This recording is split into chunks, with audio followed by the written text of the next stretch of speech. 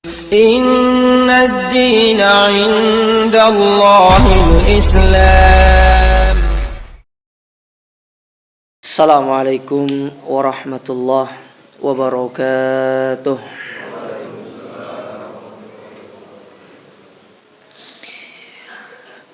Alhamdulillahi ala ihsani wa syukru lahu ala taufiqihi wa amtinani. Wa asyhadu an la ilaha illallah wahdahu la syarika lahu ta'dhiman li sya'nih. Wa asyhadu anna Muhammadan ad-da'i ila ridwani. Allahumma salli wa sallim wa ala alihi wa ashabihi wa ikhwani. Kaum muslimin wal muslimat, ikhwani fillah wa akhwati rahimani wa rahimakumullah. Alhamdulillah, kita bersyukur kepada Allah Azza wa Jalla, di mana pada kesempatan pagi hari yang berbahagia ini Allah Subhanahu wa taala memberikan kita kenikmatannya. Kita bisa berkumpul di tempat ini, di salah satu rumah di antara rumah-rumahnya, di dalam salah satu taman di antara taman-taman surga yang ada di dunia. Dan semoga Allah Subhanahu wa taala senantiasa memberikan kita taufik untuk bisa terus meniti jalan yang hak ini, meniti manhaj yang hak ini sampai kita meninggal dunia. Sebagaimana kata Imam Ahmad ibn Hanbal rahimahullahu taala, beliau pernah mengatakan, "Man mata 'alal islami was sunnah mata 'alal khairi kulli." Orang yang meninggal di atas Islam dan berpegang teguh dengan sunnah Nabi sallallahu alaihi wasallam, maka sungguh dia telah meninggal di atas segala kebaikan yang ada di atas muka bumi ini. Oleh karenanya, ikhwani fillah wa akhwati rahimani wa rahimakumullah, senantiasa kita minta kepada Allah supaya Allah memberikan keistiqomahan di atas sunnah Nabi sallallahu alaihi wasallam. Sebelumnya kami mohon maaf ya karena telat ini. Tapi nggak apa-apa kan, hari Ahad. Ada yang mau pergi? Alhamdulillah, perginya ke taman surga ya. Baik, judul kita pada kesempatan yang berbahagia ini yaitu tak kenal maka tak sayang. Kajian kita ini kita ambil dari apa yang disampaikan oleh Syekh Ibrahim Ar-Ruhaili kemarin di Batu, di Daurah kemarin, dan kita melihat sangat perlu untuk disampaikan kepada para jamaah sekalian, ya hitung-hitung sebagai oleh-oleh ya dari daurah yang kami ikuti selama sekitar 6 hari di Batu kemarin. Yang mana kita akan berbicara mungkin seperti murojaah lah ya. Kita akan berbicara tentang khasais akidah ahli sunnah, yaitu tentang apa yang menjadi ciri khas dari akidah ahlus sunnah, akidah salaf, supaya kita ini benar-benar memahami apa saja ciri dari akidah ahlus sunnah dan kita bisa menyampaikan kepada orang lain. Sebagaimana kata Syekh Ibrahim Ar-Ruhaili ketika, kalau tidak salah hari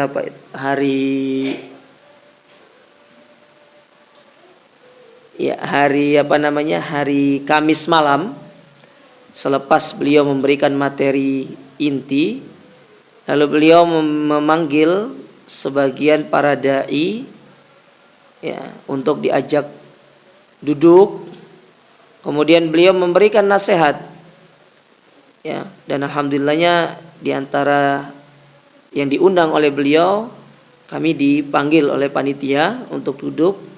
Lalu beliau memberikan sebuah nasihat yang sangat indah. Beliau mengatakan, talabul ilmi bid'awati ilallah. Di antara cara kita menuntut ilmu itu adalah dengan kita mendakwakan ilmu tersebut, supaya tidak hilang ilmu itu. Nah, ini supaya antum bisa menjelaskan kepada mereka-mereka yang belum faham tentang akidah ahlus sunnah yang sejati seperti apa, yang sesungguhnya seperti apa, ciri-cirinya seperti apa. Sehingga tatkala kita itu menisbatkan diri kita kepada manhaj salaf, kepada akidah ahli sunnah, kita mengerti apa yang kita nisbatkan diri kita tersebut. Karena banyak di antara kaum muslimin yang hanya sekedar ngikut-ngikut, Ya, mereka mengaku mengikuti akidah Ahlus Sunnah, tapi ketika ditanya apa itu yang menjadi ciri khas akidah Ahlus Sunnah, maka kita tidak bisa menjawab. Nah, ini yang kita berupaya ingin menyampaikan pada kesempatan yang berbahagia ini. Semoga waktunya cukup. Beliau membawakan ada sekitar 10. Ya, ada sekitar 10. Jadi materi ini bukunya ini segini, kita habiskan dalam 5 hari. Ini habis ini 5 hari ini 5 hari. Karena hari pertama itu pembukaan. Jadi ini 5 hari habis. Untuk bayangkan mata kita tuh kayak gimana itu. Ya, enggak kurang istirahatnya. Benar-benar nikmat tapi ya. Baik.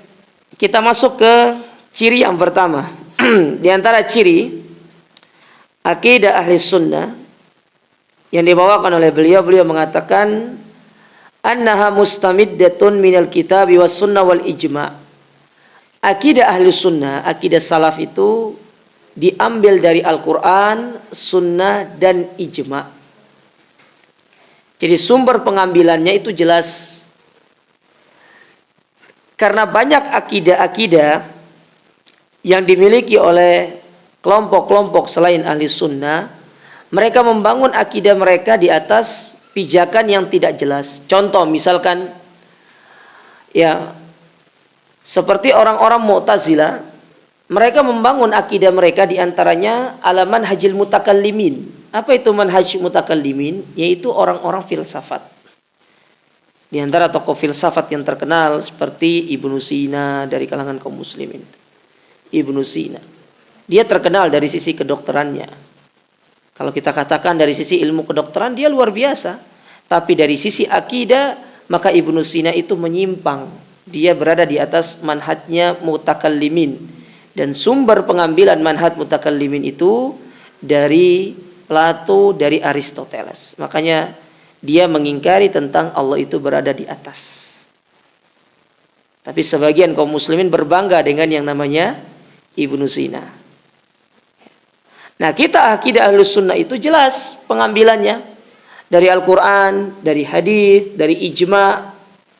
Ya, segala apa-apa yang ditetapkan oleh syariat itu semuanya ada dalam Al-Quran dan hadis serta ijma' para ulama. Antum cari. Seperti tentang pensyariatan salat. Ada di dalam Al-Quran dan ada di dalam hadis Nabi SAW. Contoh misalkan salat itu wa aqimus salata wa atuz zakat. Bahkan di situ Allah menggandengkan dua, salat dan zakat. Dalam hadis Jibril, ketika Jibril datang bertanya kepada Nabi, akhbirni anil Islam, maka Nabi menyebutkan Islam itu adalah syahadat, mendirikan salat, mengeluarkan zakat, berpuasa di bulan Ramadan dan berhaji apabila mampu. Jelas pengambilannya. Ya. Tidak berdasarkan mimpi seperti orang-orang sufi. Orang sufi di antara prinsip akidah mereka diambil dari mimpi. Orang-orang tasawuf mereka bermimpi, diambil dari khayalan segala macam. Tadi malam saya bermimpi ketemu dengan ini mendapatkan wahyu segala macam. Tidak seperti mereka-mereka yang berada dalam ya orang-orang misalkan ini suara luar keluar. Enggak kan? Biar lebih enak gitu lah. Jangan dipakai. Keluar dikit. Ya. Seperti ya orang-orang yang berada di atas mereka itu, saya tidak mau sebutkan secara ini ya. Di atas satu jalan tertentu dalam cara beribadahnya ada jalan ada Naqsabandiyah, ada Qadariyah. Nah, itu cara pengambilan akidahnya itu, mereka mengambil akidahnya di atas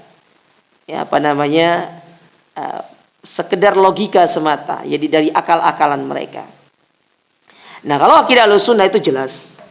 Pengambilannya dari Al-Quran, pengambilannya dari hadis, pengambilannya dari ijma'.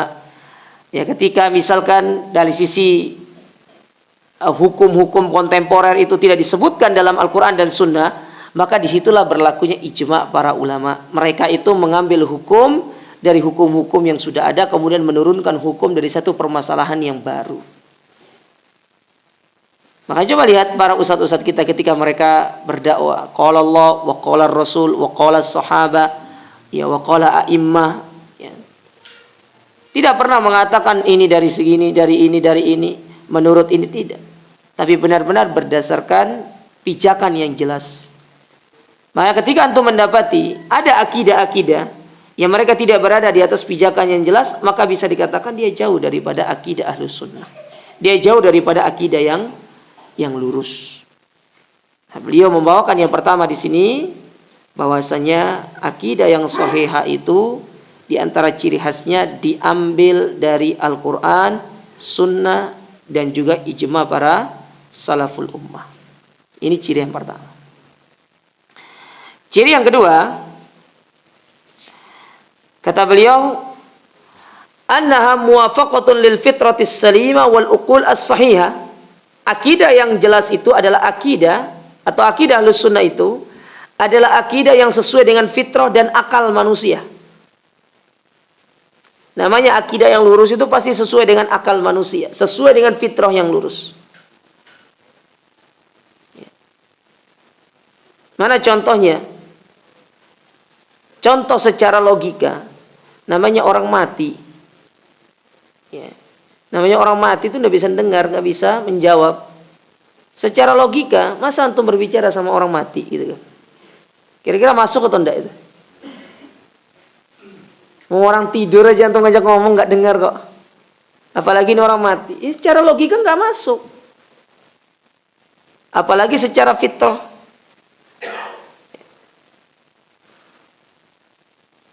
Nah, secara fitrah banyak kita dapati ayat-ayat Al-Qur'anul Karim yang menjelaskan kepada kita bagaimana orang-orang musyrikin dahulu secara fitrahnya mengimani tentang Allah. Tetapi mereka itu enggan untuk beribadah kepada Allah. Contoh misalkan Allah berfirman, wala in sa'altahum man khalaqas samawati wal ardh la yaquluna Allah. Kalau kalian bertanya kepada orang-orang kafir siapa yang menciptakan langit dan bumi, secara fitrah mereka akan menjawab semua itu Allah yang melakukannya. Kemudian secara fitrah manusia, ketika tertimpa musibah, ketika tertimpa sakit, kita itu selalu memanggil Allah Ta'ala untuk menyembuhkan kita. Ada di antara orang-orang di luar sana yang mereka minta kepada selain Allah itu ketika sakit dia panggil, ya Syekh Abdul Qadir Jailani, berikan saya kesembuhan. Pas sakit loh ya, pas di rumah sakit. Tidak ada. Tidak ada jemaah sekalian. Selalu mereka minta sama Allah Ta'ala. Kita kalau terkena musibah yang kita ingat pertama kali Allah, bukan nih sesembahan-sesembahan selain Allah itu, tidak. Bagaimana Allah menceritakan orang-orang yang di tengah kesusahan di atas kapal. Ketika di tengah lautan diombang-ambing sama ombak yang besar, apa kata Allah? Fa idza raqibu fil fulki da'wallaha mukhlishina lahuddin. Ketika mereka itu berada dalam kesulitan, kapal mereka diombang-ambing sama ombak yang besar, mereka berdoa mengangkat tangan kepada Allah seraya mengatakan, ya Allah selamatkan kami. Tidak mengatakan ya Syekh fulan, ya fulan, ya fulan selamatkan kami, tidak. Tapi minta sama Allah Ta'ala. Itu menunjukkan fitrah manusia itu tidak bisa mengingkari tentang adanya Allah Subhanahu wa Ta'ala. Dan itulah akidah. Sekarang masalah mengingkari Allah itu di atas. Ini adalah permasalahan yang sangat pelik, yang sering terjadi kita dapati di tengah-tengah kaum muslimin. Itu bisa ditinjau dari tiga sisi. Yang pertama dari sisi dalil yang syar'i, yang kedua dari sisi fitrah, yang ketiga dari sisi akal. Kalau kita mau meninjau dari tiga sisi ini ya. Dari sisi dalil jelas, banyak ayat-ayat Al-Qur'anul Karim yang menjelaskan Allah itu di atas. Ya. Allah itu di atas. Banyak hadis-hadis Nabi SAW yang menjelaskan Allah itu di atas. Tapi masalahnya sekarang, antum membawa dalil itu, mereka tidak terima. Sekarang kita pakai dalil fitrah dan dalil akal. Dalil fitrahnya gimana? Kalau berdoa, tangan antum kemana? Antum pernah lihat nggak orang-orang yang mengingkari tentang Allah di atas itu mereka berdoanya, ya Allah, ya Allah. Tangannya ke bawah gini? Pernah enggak? Orang yang mengingkari Allah itu di atas, yang mengatakan Allah itu di mana-mana. Kalau Allah di mana-mana, ngapain mereka angkat tangan mereka ke atas? Lisan mereka mengatakan Allah itu di mana-mana, tapi fitrah mereka ketika berdoa selalu mengangkat tangan di atas. Itu yang pertama. Yang kedua, antum pernah dengar orang-orang yang menikah lama tapi belum dikasih rezeki anak? Apa kata mereka? Yang di atas belum ngasih. Loh, yang di atas kan? Pernah nggak mereka bilang yang di mana-mana belum ngasih? Tidak pernah, coba. Apalagi sering kita dengar mereka mengatakan kita serahkan kepada yang di atas. Loh, yang di atas tidak pernah mereka mengatakan kita serahkan kepada yang di mana-mana itu.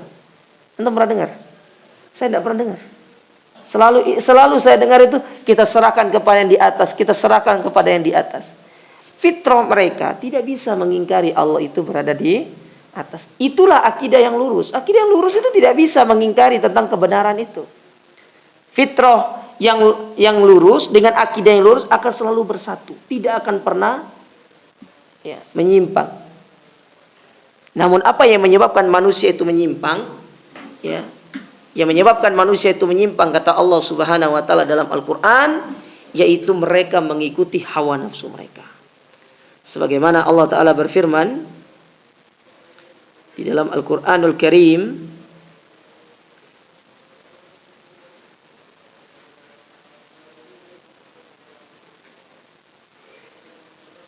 carikan ayat dulu.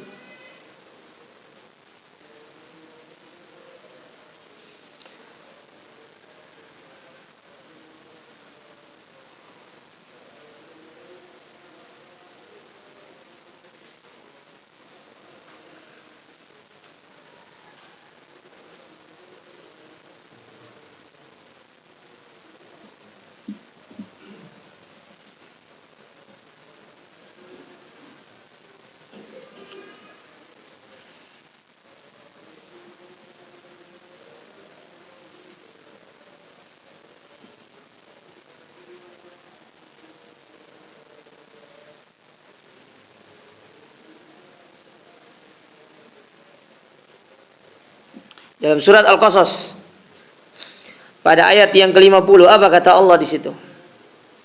Fa illam yastajibu lak, apabila mereka tidak mau mengikutimu.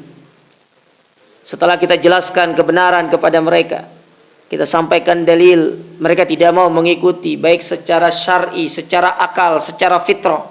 Mereka tidak mau mengikuti, tapi mereka lebih memilih jalan yang menyimpang. Apa kata Allah Ta'ala? Fa'lam, maka ketahuilah annama yattabi'una ahwa'ahum, maka sesungguhnya mereka itu mengikuti hawa-hawa nafsu mereka.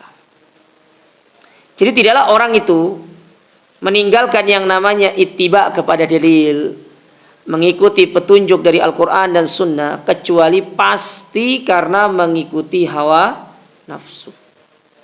Makanya hawa nafsu itu, jamaah sekalian, jangan sampai menguasai kita.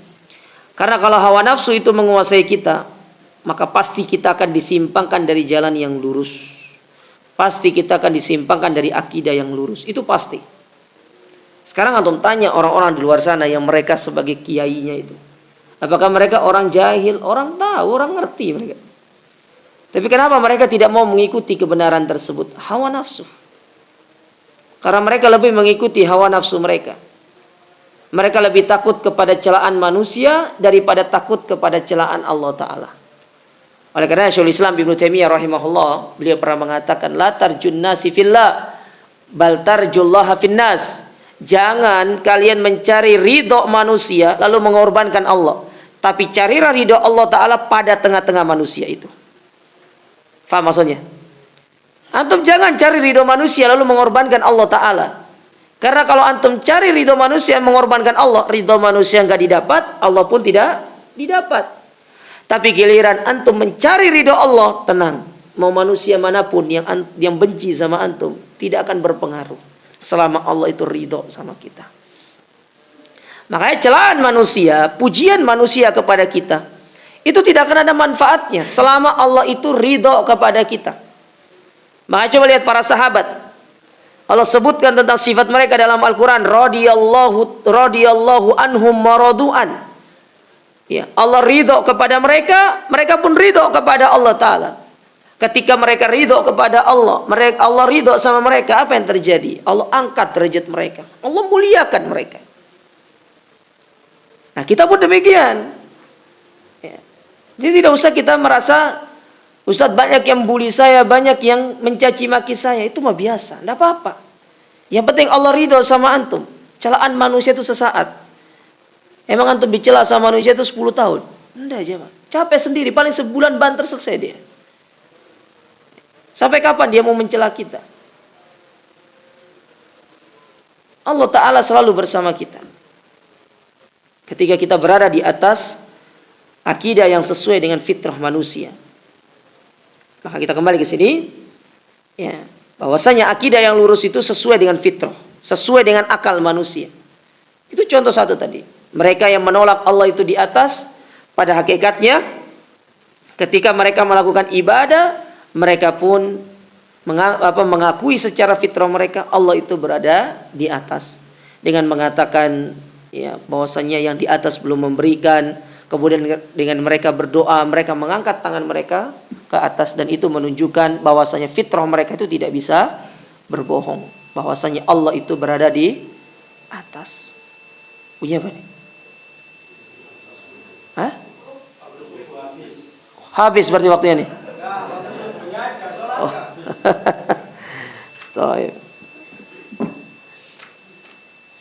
Kemudian yang ketiga, di antara ciri dari akidah Ahlus Sunnah, annaha tamsulul wasatiyah baina aqadil firaq al-mubtadi'ah kama anna al-Islam yamsulul wasatiyah baina ahlil milal.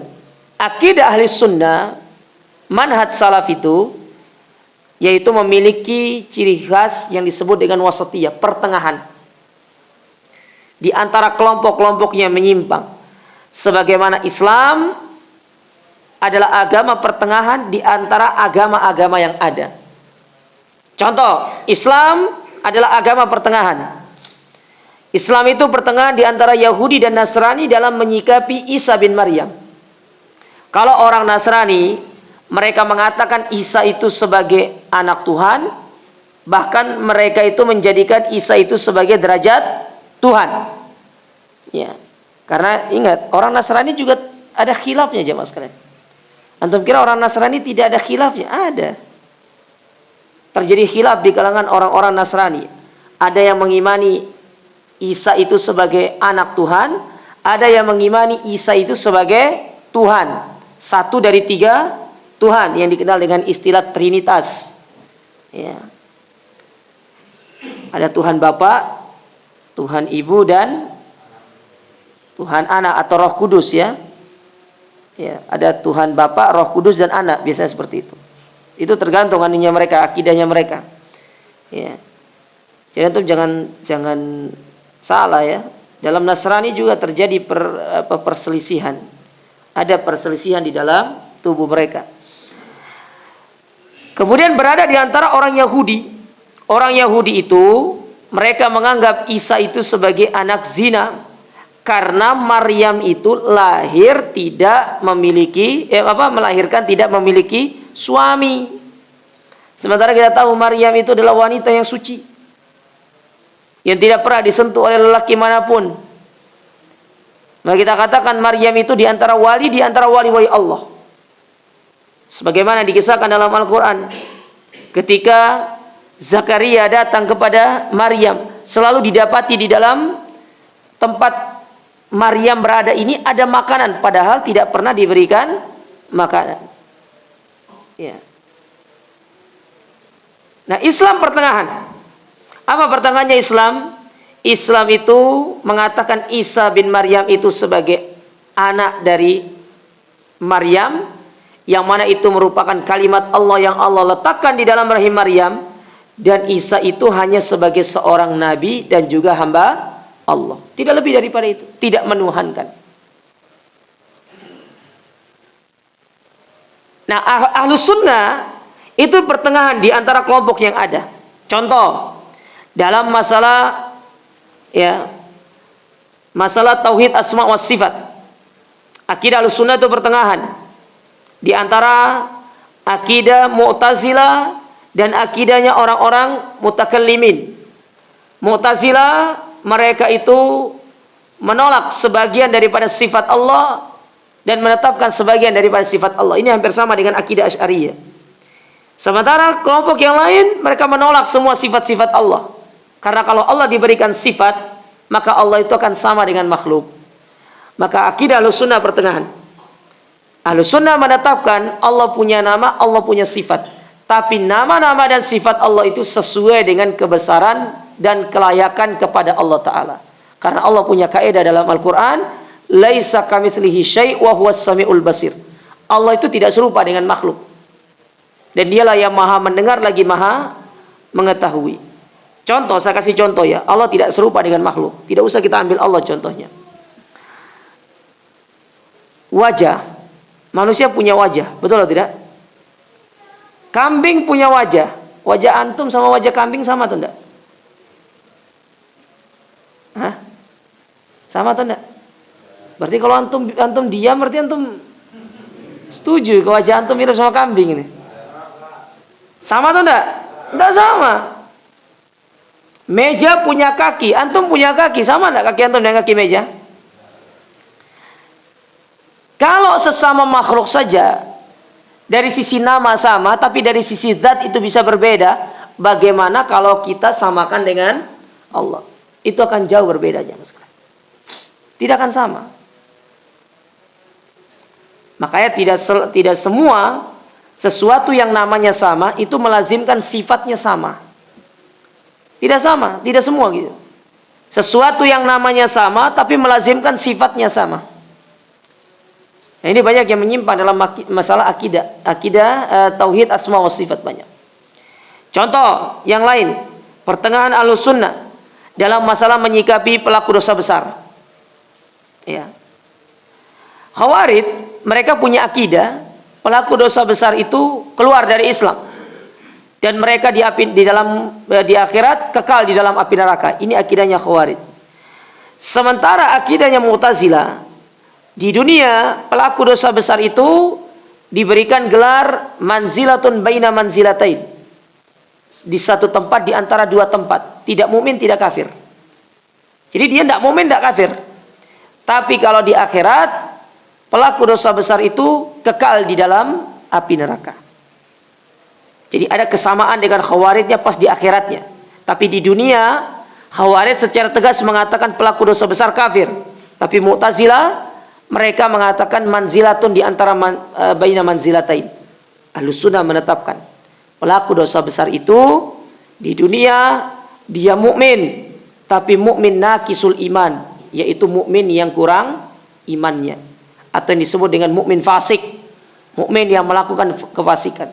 Sementara di akhirat pelaku dosa besar mereka itu tahta masyiatillah, insya'a adzabahu wa insya'a ghafaralah. Kalau Allah menghendaki mereka diampuni, kalau Allah menghendaki mereka pun diazab sesuai dengan kadar dosanya, tapi tidak kekal di dalam api neraka. Ini akidah Ahlussunnah. Makanya tidaklah seorang itu berzina, dia tetap mukmin, tapi mukmin yang kurang iman. Tidak seorang itu sedang meminum khamar, ya kemudian membunuh, dia itu sebagai seorang mukmin, tetap seorang mukmin, tapi mukmin yang kurang imannya. Tidak seperti orang Mu'tazilah, tidak seperti orang Khawarij. Antum ada gambaran masalah ini? Paham kan? Anda anggap antum paham sudah. Baik. Di antara dalil yang menjelaskan tentang Ahlussunnah adalah kelompok yang pertengahan dalam surat Al-Baqarah ayat 143. Kata Allah Subhanahu wa taala, wa kadzalika ja'alnakum ummatan wasata litakunu syuhada'a 'alan nas wa yakunur rasulu 'alaikum syahida. Dan begitu pula kami jadikan kalian sebagai umat pertengahan, sebagai saksi atas manusia, dan menjadikan Rasul sebagai saksi atas kalian. Jadi itulah akidah Islam. Akidah Ahlussunnah itu pertengahan di antara kelompok-kelompok yang menyimpang. Ya. Contoh misalkan ya, contoh yang lain. Akidah Ahlussunnah itu pertengahan di dalam mensikapi Ali bin Abi Thalib. Antara Khawarij dengan Syiah. Syiah itu menganggap Ali bin Abi Thalib itu pada derajat Tuhan. Makanya Ali dituhankan sama mereka. Sedangkan Khawarij, mereka itu mengkafirkan Ali bin Abi Thalib. Makanya Ali bin Abi Thalib memerangi orang-orang Khawarij. Yang mana sebelumnya mereka berdialog dengan Abdullah ibnu Abbas. Kemudian ketika dialog itu, sekitar berapa puluh ribu mereka itu kembali kepada Ali bin Abi Thalib dan sisanya diperangi oleh Ali bin Abi Thalib. Ahlussunnah pertengahan, Ahlussunnah menetapkan Ali bin Abi Thalib sahabat yang mulia, dijamin masuk surga, termasuk 10 orang yang dikabarkan surga oleh Nabi SAW. Tapi tetap kedudukannya di bawah Abu Bakar, Umar, Utsman. Tidak seperti apa yang diyakini oleh orang-orang Syiah bahwasanya Ali itu lebih mulia daripada mereka-mereka. Kita katakan manusia termulia setelah para nabi dan rasul menurut akidah Ahlussunnah yaitu Abu Bakar As-Siddiq radhiyallahu taala anhu. Ini antum harus pahami. Ya. Harus dipahami masalah seperti ini jemaah sekalian. Ya. Karena ini merupakan ciri khas daripada akidah Ahlussunnah, pertengahan. Ya. Pertengahan. Termasuk pertengahan dalam segala hal. Kayak ini merupakan salah satu ciri yang menjadi ciri pembeda yang sangat mendasar dengan kelompok-kelompok yang ada. Yaitu pertengahan dalam menyikapi segala masalah. Seperti dalam masalah pemimpin. Akidah Ahlussunnah pertengahan. Kita mengikuti pemimpin dalam masalah kebaikan dan tidak ada kewajiban kita untuk mengikuti mereka kalau menyeru kepada keburukan. Tidak seperti orang Khawarij, mereka keluar dari pemimpin. Ya, mereka itu menganggap orang yang tidak berhukum dengan hukum Islam kafir. Akidah Ahlussunnah tidak. Selama hukum yang diberikan kepada kita tidak bertentangan dengan Al-Quran dan Sunnah, maka wajib untuk kita mengikutinya. Tapi ketika hukum tersebut bertentangan dengan Al-Quran dan Sunnah, tidak ada kewajiban kita untuk mengikuti mereka. Tapi kita harus menasihati pemimpin-pemimpin kita. Nah, yang keempat, di antara ciri dari akidah Ahlussunnah, annahu bimtithaliha tahaqqaqul istiqomah ala ta'ah. Orang yang berpegang teguh dengan akidah Ahlussunnah, maka pasti dia itu akan istiqomah dengan izin dari Allah tentunya. Karena kalau kita menerapkan ketaatan, pasti kita akan istiqomah. Dari sini kita bisa tahu jemaah, kenapa banyak orang tidak istiqomah? Karena dia tidak beramal. Nah, cara untuk bisa istiqomah di atas akidah yang lurus itu dengan banyak beramal. Tapi antum kalau beramal ya ikhlas lillahi ta'ala. Ya.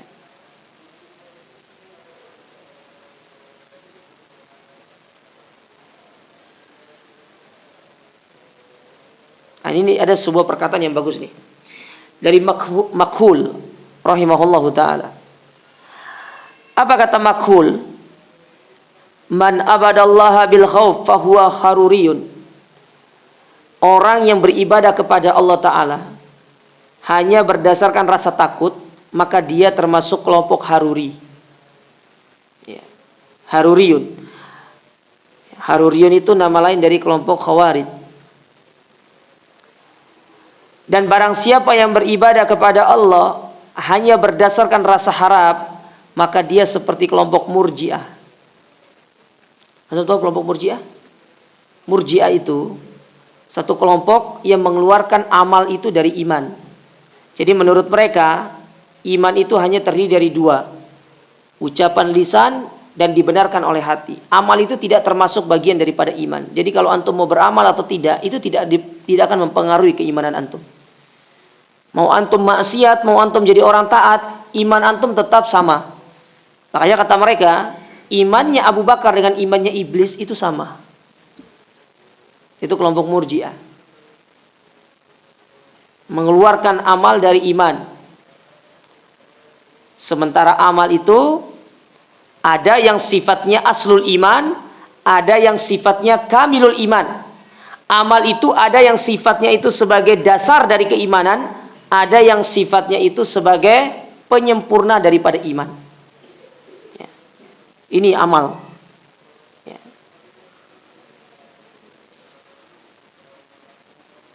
Antum bisa bedakan antara aslul iman dengan kamilul iman?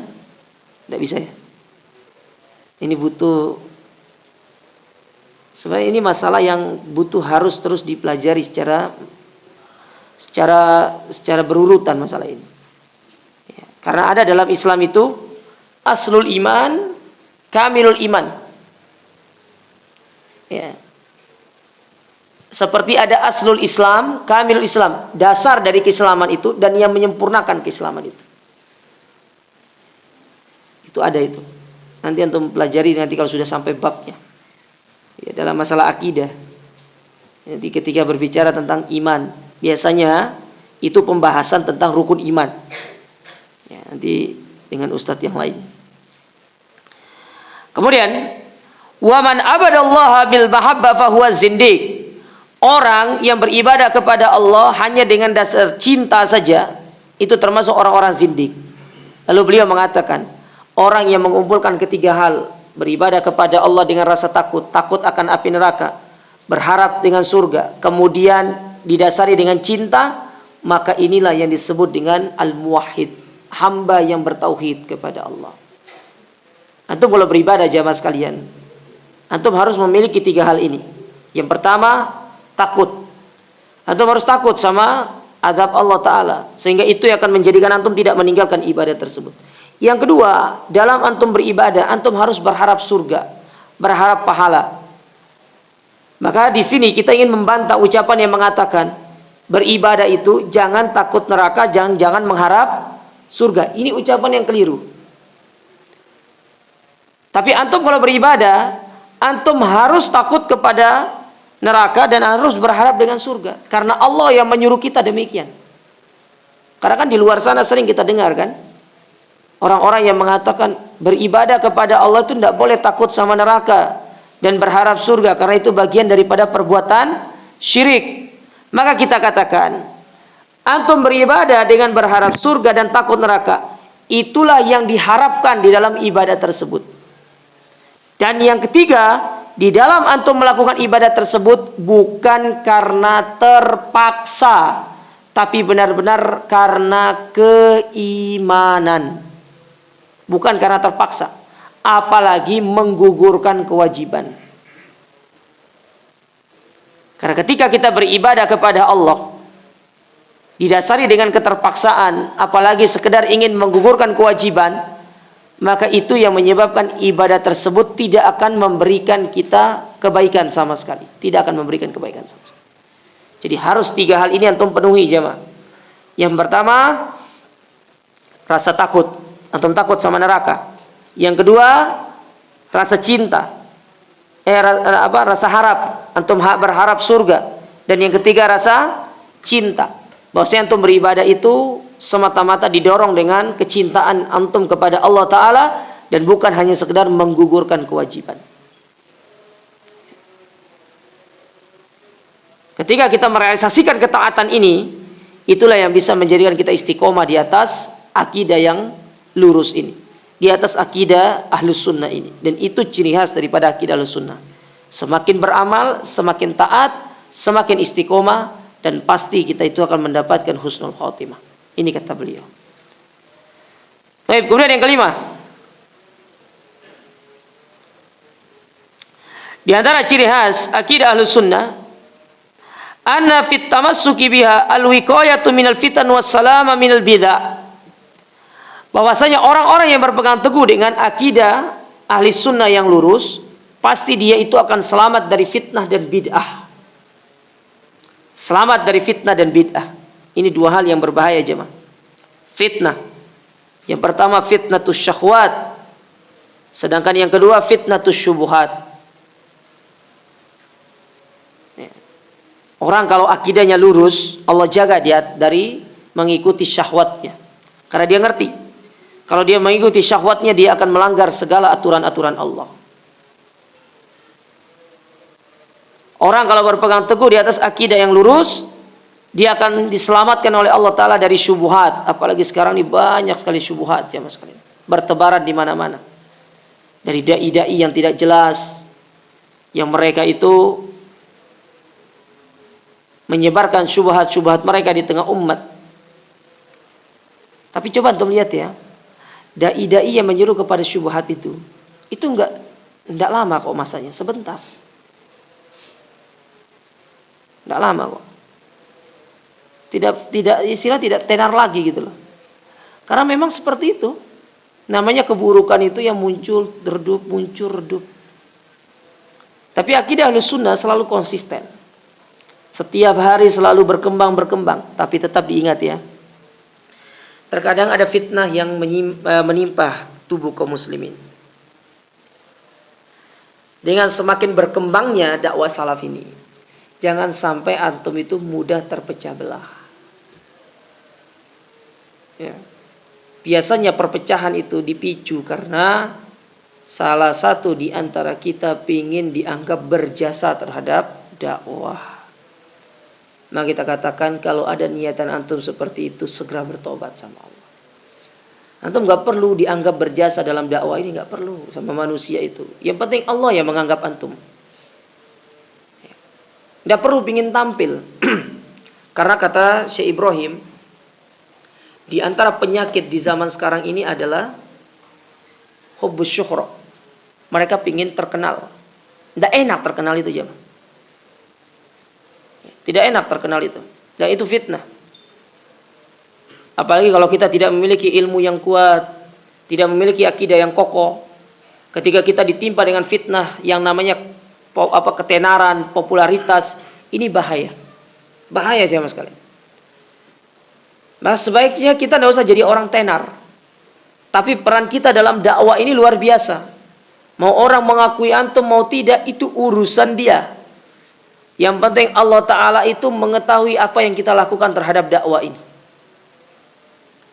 Nah, ini fitnah yang sering terjadi di mana-mana. Saya berharap antum yang berada di sini jangan sampai antum terkena fitnah ini. Bahaya. Ya. Pingin dianggap sebagai orang yang paling berjasa dalam dakwah ini. Tidak ada orang yang paling berjasa dalam dakwah ini kecuali Nabi Sallallahu Alaihi Wasallam. Perjuangan kita dalam dakwah ini belum ada apa-apanya dibandingkan dengan perjuangan Nabi dan para sahabatnya. Kita ini hanya sekedar melanjutkan. Tapi yang meletakkan asas pertama kali dalam dakwah ini adalah Nabi dan para sahabat. Nabi dan para sahabat. Jadi jangan sampai kita itu merasa diri kita ini sudah, kita yang paling penting dalam dakwah ini. Tidak. Jangan. Karena ingat, ketika antum merasa diri antum seperti itu jemaah sekalian, cepat atau lambat Allah akan mencabut nikmat tersebut dari diri antum dan antum bisa menjadi orang-orang yang menyimpang dari akidah yang benar. Dan itu banyak terjadi. Saya wasiati kepada diri saya dan kepada antum semuanya.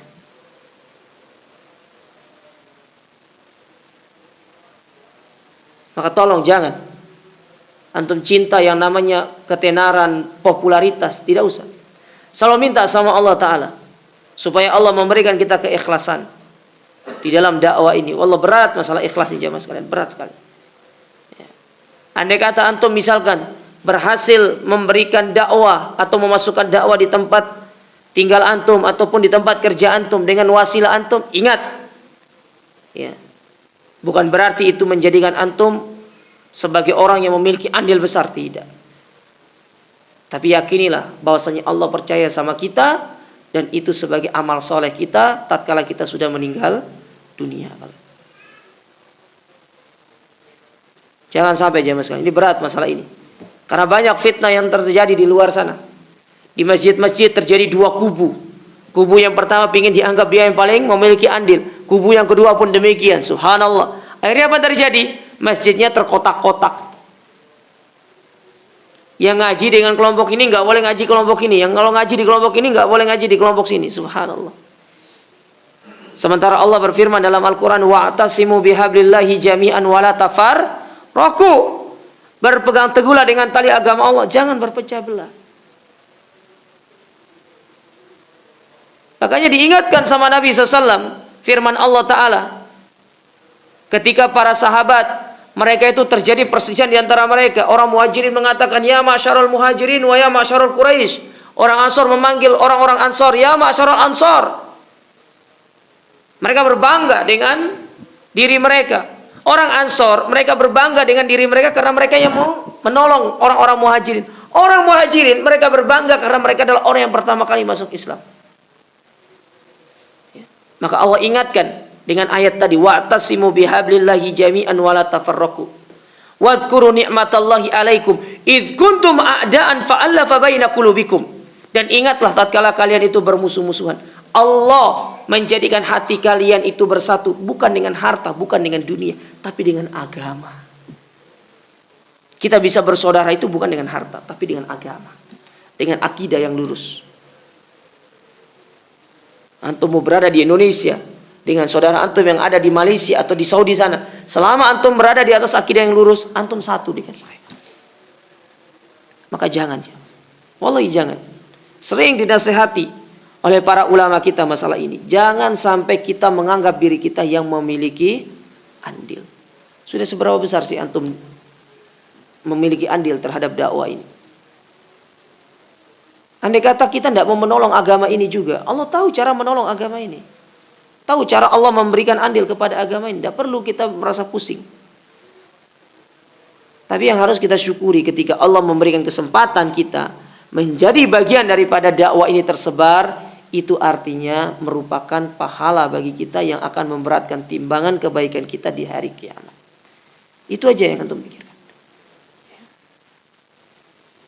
Akhirnya nanti tidak bisa keluar bareng-bareng. Akhirnya nanti tidak bisa pergi ngaji bareng-bareng. Ketemu nanti apa akhirnya pada sungkan. Ya, yang satu belok kanan, yang satu belok kiri. Ketemu di jalan, tiba-tiba saling putar balik. Subhanallah aja. Banyak yang terjadi demikian. Banyak kan? Banyak yang seperti itu. Karena tadi ingin menganggap dirinya yang paling berperan dalam dakwah ini. Kalau bisa antum tidak dikenal sama orang sudah. Ya. Tidak usah dikenal sama orang. Tapi Allah Ta'ala pasti akan mengetahui jejak antum. Famay ya'mal mithqala dzarratin khairan yarah. Kebaikan apapun yang antum lakukan pasti Allah berikan pahalanya. Taib, di antara dalil yang menjelaskan bahwasanya akidah Ahlus Sunnah yang lurus sebagai benteng dari fitnah dan bid'ah, yaitu hadis yang terkenal Irbad ibn Sariyah yang dikeluarkan oleh Imam Ahmad dan yang lainnya. Apa kata Nabi SAW? Fa innahu man ya'ish minkum ba'di fasayara ikhtilafan katsira. Orang yang hidup sepeninggalku, maka dia pasti akan melihat perselisihan yang banyak. Nah, kata para ulama, ungkapan Nabi yang ini, kalian pasti akan mendapati perselisihan yang banyak, itu menunjukkan tentang kenabian beliau.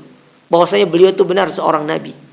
Karena nggak mungkin Nabi mengatakan demikian kalau itu bukan wahyu dari Allah. Dan setelah beliau meninggal dunia, benar terjadi. Perselisihan banyak terjadi. Banyak kelompok-kelompok yang muncul sampai di zaman kita sekarang. Bukan hanya perselisihan di dalam tubuh kaum muslimin secara umum, secara khusus dalam tubuh kaum dakwah salafiyah banyak terjadi perselisihan. Subhanallah. Ya. Ada salafi yang lurus, ada salafi yang garis keras. Antum garis keras atau yang lurus? Hah? Salafi garis keras. Ya. Ini semua nggak boleh nih. Kalau salafi garis keras itu rekaman-rekaman itu nggak boleh. Ada yang mantan salafi garis keras ini? Ada salafi yang lembek, ada salafi yang lembek. Nah, ya, antum tengah-tengah, nggak keras, nggak lembek, prinsip. Banyak terjadi. Di dalam tubuh salafi sendiri, dakwah salafiyah saling tahdzir, ya. Apa manfaatnya tahdzir itu? Dan yang lebih parahnya itu ya, murid tahdzir ustadznya. Diajar di sekolah ditahdzir ustadznya itu. Sudah tidak manggil ustadz, manggil nama. Fulan tobat kau sama Allah katanya. Gitu. Padahal belajar 4 tahun sama dia. Ya. Bukan tidak mungkin antum tahdzir saya nanti. Subhanallah, banyak seperti itu terjadi. Ini fenomena yang sangat memilukan. Di tengah-tengah tubuh dakwah salafiyah itu sendiri. Kita ini sudah sedikit saling tahdir pula. Antum kalau mendapati saudara antum, dia menyimpang dari sisi perkara-perkara yang bukan pada pokok dakwah Ahlus Sunnah, antum nasihati. Kalaupun dia menyimpang dari pokok dakwah Ahlus Sunnah, disitulah antum perlu untuk iqamatul hujjah, cross check sama dia, nasihati dia. Adapun dia mau terima atau tidak, itu sudah bukan urusan kita. Karena tugas kita hanya menyampaikan. Urusan dia menerima atau tidak, itu urusan dia dengan Allah. Kita itu hanya sebatas hidayatul irsyad. Tidak sampai derajat hidayatul taufik. Hidayah irsyad, memberikan petunjuk, memberikan bimbingan, arahan. Sebatas itu. Adapun urusan dia menerima apa yang kita sampaikan, itu kita kembalikan kepada Allah. Jangan nanti saya sudah nasihati Ustaz, dia tidak mau ikut saya, berarti dia ahlul bidah. Ya. Tak bisa seperti itu. Apalagi itu hanya perkara-perkara yang sifatnya itu bukan perkara usul, hanya perkara yang sifatnya mendasar. Lalu antum katakan dia ahlul bidah. Iya. Jadi ingin diingatkan oleh para ulama kita. Kita ini sedikit. Iya, sekarang kita ini di sini nih full masjidnya. Kalau kita pergi ke masjid lebih besar, sedikit kita. Tidak banyak kita itu. Sudah gitu saling gontok-gontokan. Enggak di dunia nyata, di media sosial pun saling gontok-gontokan. Akhirnya pas ketemu di dunia nyata saling malu-malu kucingin, ya kan? Malu-malu kucing jadinya, tidak mau tegur sapa, ya wallah, tidak enak seperti itu. Nah, Nabi sudah mengabarkan kepada kita akan terjadi perselisihan, pasti. Tidak mungkin tidak. Akan selalu ada namanya perselisihan di dalam umat ini. Tapi yang kita harapkan ketika terjadinya perselisihan itu, jangan kita menggunakan hawa nafsu kita untuk menyelesaikannya. Tapi Allah memberikan standar. Apa standarnya? Fa in tanaza'tum fi syai'in farudduhu ilallahi wa rasuli. Kalau kalian berselisih dalam satu perkara, maka jalan keluarnya itu kembalikan kepada Al-Qur'an dan Sunnah. Itu aja. Antum amalkan surat An-Nisa itu.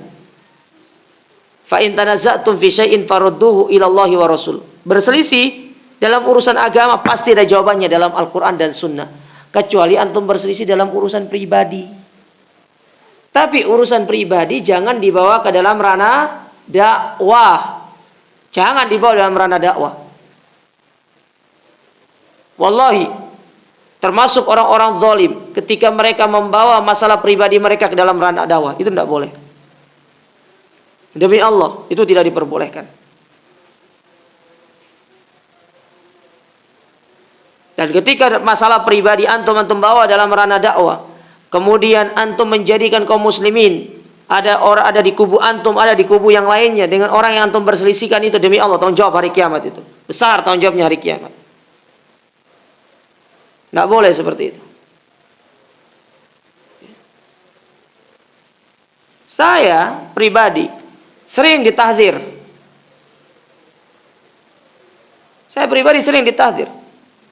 Tapi ketika ada seorang bertanya kepada saya, boleh nggak saya menuntut ilmu dari fulan? Silakan. Selama yang disampaikan itu kebenaran. Tapi kalau misalkan yang disampaikan di dalam majelisnya adalah isinya ghibah, antum keluar dulu. Sampai dia selesai ghibah baru antum masuk lagi. Kalau sudah selesai ghibahnya, antum masuk, ambil ilmunya. Tapi kalau antum tidak sanggup, tidak kuat, maka nggak ada masalah. Saya sampaikan seperti itu. Saya tidak melarang untuk belajar. Yang penting jangan ghibah. Kalau ghibah, antum keluar. Daripada antum terkena, antum ini mau belajar. Mencari kebaikan, bukan mencari ghibah, ya. Kita bukan mencari ghibah. Dan tidak bagus kita menggibah di majelis ilmu itu. Apa manfaatnya? Karena dengan kita menggibah itu, kata para ulama, berdasarkan hadis Nabi SAW, istitolatul rajuli fi ardi akhi. Berarti antum sedang mencabik-cabik kehormatan saudara antum. Apalagi ini perkara-perkara yang tidak ada kaitannya dengan dakwah, antum bawa masuk. Subhanallah. Terus ustadznya dikompori. Ustadz tolong ustadz ya, dinasehati nanti. Ya ada jamaah kita begini-begini. Ya, ini pesan dari teman-teman. Padahal sebenarnya itu pesan pribadi. Tapi di bawah teman-temannya. Tidak boleh seperti itu. Wallahi tanggung jawab besar di hari kiamat. Antum tidak boleh seperti itu, jemaah.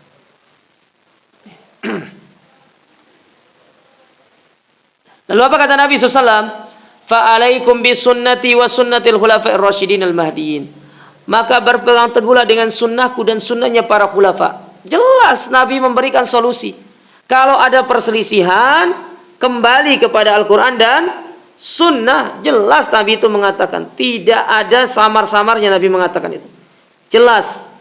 Kembali kepada Al-Quran dan sunnah. Jelas itu. Ya. Kembali kepada Al-Quran dan sunnah. Ya. Tamassaku biha, berpegang teguh dengan keduanya. Wa'addu 'alaiha bin nawajiz, dan gigitlah dengan gigi geraham kalian. Selama kita berpegang teguh dengan sunnah Nabi SAW, kita selamat dari bid'ah. Kita selamat dari fitnah. Kita sekarang ini dihadapkan dengan dua hal ini, jemaah. Bid'ah yang banyak terjadi, fitnah yang banyak terjadi. Ya. Makanya fitnah itu jangan didekati dan jangan dibangunkan. Ya, sebagaimana kata para ulama kita, apa kata para ulama kita? Sultanun jair khairun min fitnatit tadum. Pemimpin yang zalim itu masih jauh lebih baik daripada fitnah yang berkepanjangan. Karena kalau fitnah itu dibangunkan, susah diredam. Susah diredam fitnah itu. Saya ulangi, pemimpin yang zalim itu masih lebih baik daripada fitnah yang berkepanjangan.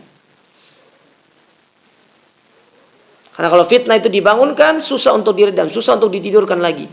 Maka jangan dibangunkan fitnah itu. Biarkan dia.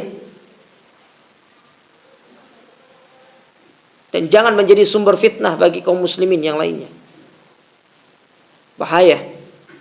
Sangat bahaya. Antum lihat bagaimana Mesir sampai sekarang. Libya, Suriah, Yaman. Itu disebabkan karena mereka membangunkan fitnah. Mesir sampai hari ini tidak kondusif negaranya. Ketika mereka memilih untuk memberontak, menggulingkan Husni Mubarak, apa yang terjadi? Mereka mengangkat pemimpin dari pemimpin mereka, sehingga sebagian kelompok tidak terima. Kok dari kelompok mereka yang diangkat jadi pemimpin? Akhirnya terjadi gontok-gontokan dalam tubuh mereka. Sampai hari ini tidak kondusif Mesir itu. Itu fitnah, contoh fitnah yang dibangunkan. Maka jangan bangunkan fitnah itu. Jangan pernah dibangunkan.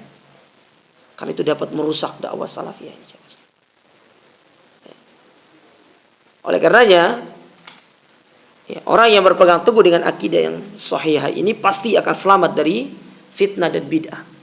Makanya kalau antum tahu itu adalah bid'ah, itu adalah fitnah, antum jangan dekati, tinggalkan. Karena itu akan merusak akidah kita. Tugas kita itulah belajar, belajar, dan belajar. Kuatkan keilmuan kita. Amalkan, belajar, amalkan, amalkan, belajar.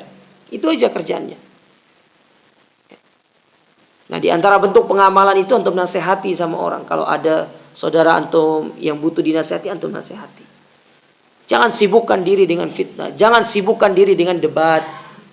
Ya, setiap hari debat. Media sosial debat. Ya. Apa kata Imam Malik? Kata Imam Malik rahimahullah, man ja'ala dinahu gharadan lil khusumat. Orang yang menjadikan agama ini sebagai ajang untuk debat, aksarat tanakkul. Dia adalah orang yang tidak akan punya prinsip. Karena kalau dia kalah, dia akan mengikuti orang yang mengalahkan dia. Ada usah debat. Agama ini tidak perlu diperdebatkan. Sudah jelas kok. Al-Quran itu sudah sempurna. Tidak perlu untuk berdebatkan.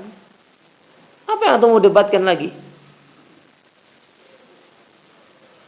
Tidak perlu diperdebatkan. Kalau antum tidak ngerti tentang satu permasalahan, gampang. Fas'alu ala dzikri in kuntum la ta'lamun. Kembali kepada para ulama. Tanya sama mereka. Misalkan antum dapat satu amalan, antum tidak ngerti nih amalan ini disyariatkan atau tidak. Antum tanya kepada para ulama. Sudah selesai perkara. Jangan debat masalah hal-hal yang tidak ada manfaatnya. Apalagi bukan ranah kita untuk kita berdebat itu. Para ulama mengatakan, antum boleh debat, tapi memenuhi beberapa syarat. Satu, antum memahami kaidah-kaidah di dalam agama ini. Bukan hanya kaidah tentangnya, tapi kaidah seluruh kaidah. Kaidah usul fikih, kaidah usul tafsir, kaidah usul hadis. Antum harus paham. Yang kedua, antum harus memahami tentang bagaimana penjelasan para ulama terkait seluruh ilmu agama ini. Gimana antum mau debat? Arba'in Nawawi aja ndak habis-habis antum hafal. Al-Quran aja kalau ditanya berapa juz? Oh, alhamdulillah Ustaz, saya hafalnya juz 30 saja. Gimana antum mau debat? Juz 30 pas dites saja masih belepotan. Ya, ayatnya itu mencela-mencele. Ya, ditanya A, larinya ke B. Ya. Apalagi kalau sudah kena al-kafirun, muter aja bulat aja. Qul ya ayyuhal kafirun la a'budu ma ta'budun wala antum a'biduna ma a'bud wala ana a'budu ma abattum wala antum a'biduna ma a'bud. Kembali lagi. Wala ana a'budu ma abattum. Kembali lagi. Bulat teh. Gimana antum mau debat? Antum harus paham ilmu-ilmu yang antum ingin debatkan. Penjelasan para ulama, bagaimana nasihat para ulama dalam masalah itu. Ya. Ranah kita itu menuntut ilmu, ya Mas. Makanya kalau antum nih dalam media sosial ya, antum di media sosial, antum tergabung dalam grup yang suka debat, antum keluar hari ini. Tulis di statusnya itu, mohon maaf saya walk out. Nah, ya. Keluar. Kalau di WA antum masuk grup yang banyak debatnya, antum izin live. Antum sibukkan diri antum yang bermanfaat. Wallahi. Syekh Tarhib yang salah satu pengisi kemarin. Beliau mengatakan, menasihati para tulabul ilm. Apa kata beliau? Sayangi waktu antum. Demi Allah, apa yang berlalu dari waktu itu tidak bisa kembali. Jangan isi waktu itu dengan perkara sia-sia. Lalu beliau sebutkan, apa di antara perkara sia-sia? Banyak debat. Sia-sia itu.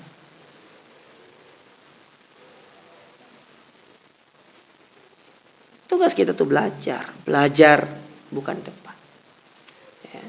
Apalagi antum mau berdebatkan masalah bid'ah, antum sendiri tidak ngerti apa itu bid'ah. Nih saya tanya antum nih, saya kasih hadiah. Sebutkan pengertian bid'ah menurut Al-Imam Asy-Syatibi. Hah? Ayo. Ibu-ibu. Bu. Apa resep buat opor ayam? Apa bid'ah, pengertian bid'ah dari Imam Asy-Syatibi? Coba. Kita sering debat masalah bid'ah ini.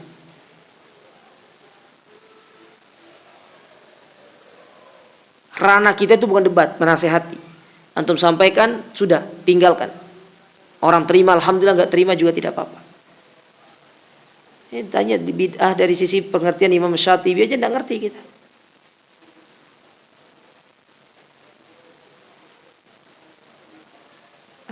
Berarti kita ini masih harus belajar, masih harus mempelajari tentang akidah yang mulia ini. Taib, saya tidak bisa ngambil semua ya, ada 10 sebenarnya, sisa 5. Ya, insya Allah pada pertemuan berikutnya aja lah, pas kita ketemu lagi, kita lanjutkan lagi, ada 10.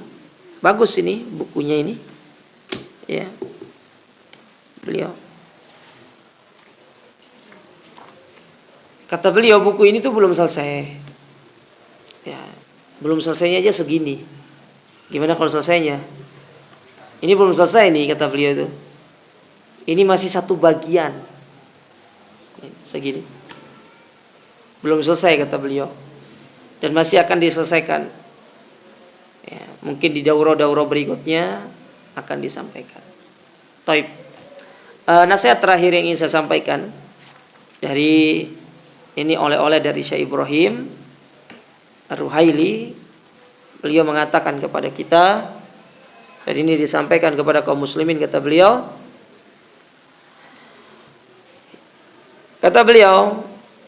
hendaklah kaum muslimin ini benar-benar bersatu di atas akidah yang hak ini, dan jangan sampai mudah dipecah belah oleh berbagai macam fitnah. Maka ketika kita mendapati dalam diri kita ada perselisihan dengan saudara kita, maka alangkah lebih baiknya kata beliau untuk kita saling berkomunikasi. Komunikasi. Sekarang itu kita dimudahkan kata beliau dengan adanya telepon, adanya sarana komunikasi. Antum telepon saudara Anda, antum duduk bersama dia, cross check, tabayun. Jangan hanya mendengarkan dari satu pihak, tapi tanya langsung kepada orangnya. supaya itu menjadikan kita mudah untuk bisa mengambil sebuah sikap.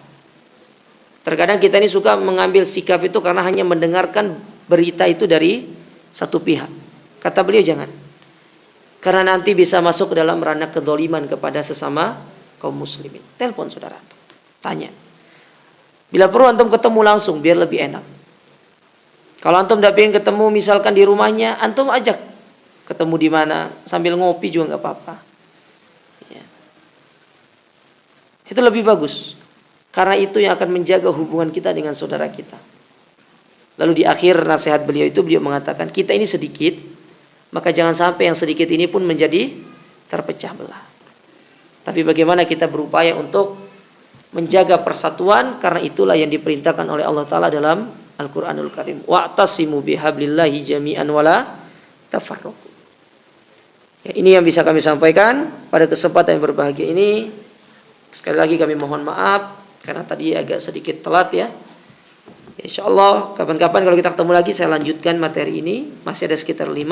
Semoga Allah Subhanahu wa taala senantiasa memberikan kita taufiknya, dan semoga Allah Ta'ala senantiasa menjaga kita istiqomah di atas manhaj yang lurus ini sampai kita meninggal dunia. Aku qouli hadza wassalamu alaikum warahmatullahi wabarakatuh.